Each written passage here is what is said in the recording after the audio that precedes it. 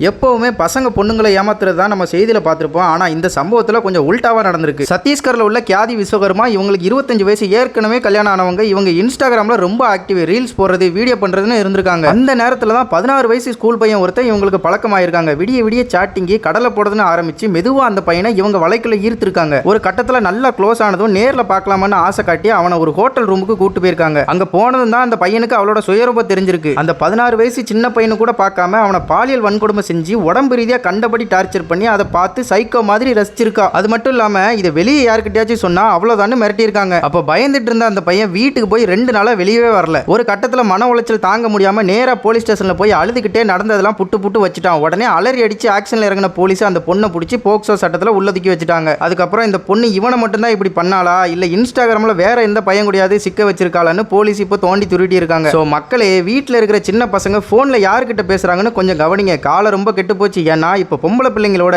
ஆம்பளை பசங்க தான் ப்ரொடெக்ஷன் ரொம்ப தேவை இருக்கு.